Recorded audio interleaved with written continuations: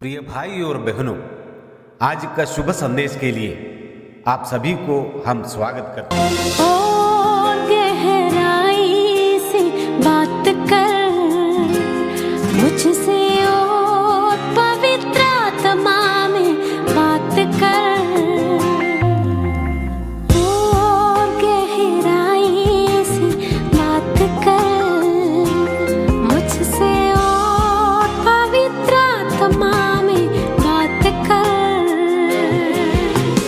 सर्वश्रेष्ठता से, सर्व सामर्थ्य से, सर्वश्रेष्ठता से, सर्व सामर्थ्य से, और गहराई से बात कर मुझसे, और पवित्र आत्मा में बात कर। आज का संदेश इवेंजलिस्ट थॉमस मैथ्यू दिल्ली से बांटा जाएगा। प्रार्थना के साथ सुनिए। जय मसीह की। हमें सुनने वाले सारे भाई बहनों को हार्दिक स्वागत। एक सच्चा मसीह कौन है और एक सच्चा मसीह की विशेषताएं क्या है, इस विषय पर हम संक्षिप्त रूप में मनन करने जा रहा है। एक सच्चा मसीही वो है व्यक्तिगत रूप में यीशु को जानता है और उसके साथ उसका अच्छा संबंध है। उसने यीशु मसीह को विश्वास के द्वारा अपना प्रभु और उद्धारकर्ता के रूप में ग्रहण किया है। मसीह वो है जिसकी अंदर यीशु मसीह वास करता है। बहुत लोग सोचते हैं अगर आप एक मसीह परिवार में जन्म लेते हैं तो आप भी मसीही होगा, लेकिन ऐसा नहीं होगा।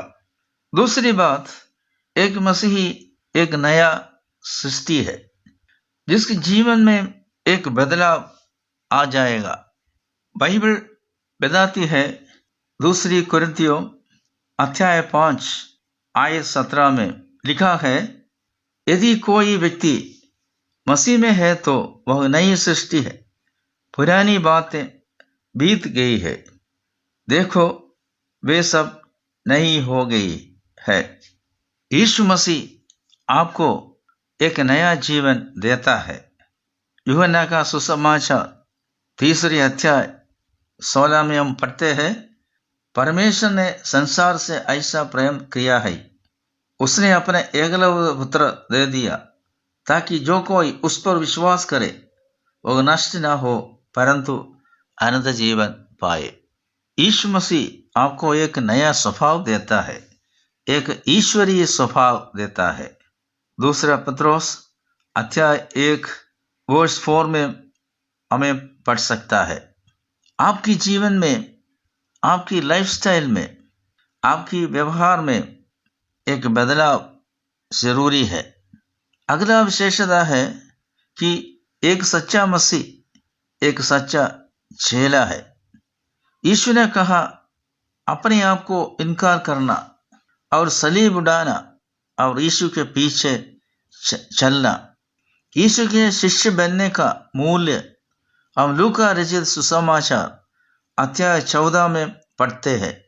Luke's gospel chapter 14 verse 26 and 27 लिखा है, यदि कोई मेरे पास आए और अपने पिता तथा माता, पत्नी और संतान, भाइयों और बहनों तथा अपने प्राण को अपने न जाने, तो वह मेरा चेला नहीं हो सकता। जो कोई अपना क्रूस न उठाए और मेरे पीछे न आए, वह मेरा चेला नहीं हो सकता। अगला विशेषता है, मसीही में हम बढ़ना है। पत्रुस की दूसरी पत्री अध्याय 3 आयत 18 में हम ऐसे पढ़ते हैं, परंतु हमारे प्रभु और उद्धारकर्ता यीशु मसीह के अनुग्रह और पहचान में बढ़ते जाओ, उसी की महिमा अब भी हो और युगानुयुग होती रहे। आमीन। मसीही जीवन एक बढ़ोतरी का जीवन है, एक फलवंत जीवन है। धीरे धीरे हमारी मसीही जीवन में बढ़ोतरी होना है। आत्मिक बढ़ोतरी के लिए वचन, प्रार्थना, संगति एक्सेट्रा जरूरी है। हर रोज हम प्रार्थना में समय बिताना है। चेले प्रभु के पास आए और कहा, प्रभु हमें प्रार्थना करना सिखाइए। पवित्र आत्मा हमारे अंदर वास करता है और प्रार्थना में हमें सहायता करता है।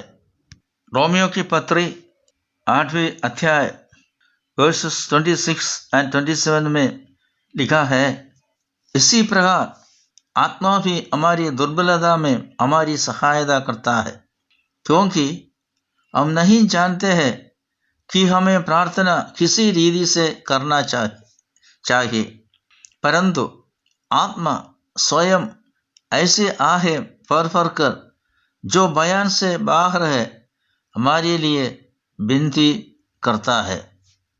दूसरी बात, हर दिन वचन को पढ़िए, मनन करो और हम दूसरे विश्वासियों के साथ संगति रखो। मसीही जीवन एक फलवंत जीवन है। मसीही जीवन एक अनुशासन का जीवन है। मसीही जीवन त्याग का और मुश्किलों का जीवन है। हमारे दिमागों को डिसिप्लिन करना पड़ेगा। बुरी बेकार चीज़ों को ना पढ़े, गलत चीज़ों को देख समय बर्बाद न करना। प्रेरित पौलुस कहता है, मैं अपनी देह को मारता कूटता और वश में लाता हूँ, ऐसा ना हो कि मैं दूसरों को प्रचार करूँ और स्वयं ही पुरस्कार पाने के लिए अयोग्य ठहरूं। एक मसीह का काम है यीशु मसीह की गवाही बनना। प्रिय मित्र, क्या आपको यकीन है आप एक सच्चा मसीही है? क्या आप विश्वास के द्वारा यीशु मसीह को ग्रहण किया? आपको विश्वास है आप मर जाए तो स्वर्ग जाएगा, नहीं तो पश्चाताप करो, यीशु मसीह में विश्वास करो, अनंत जीवन पाओ। परमेश्वर आपको आशीष दे। धन्यवाद।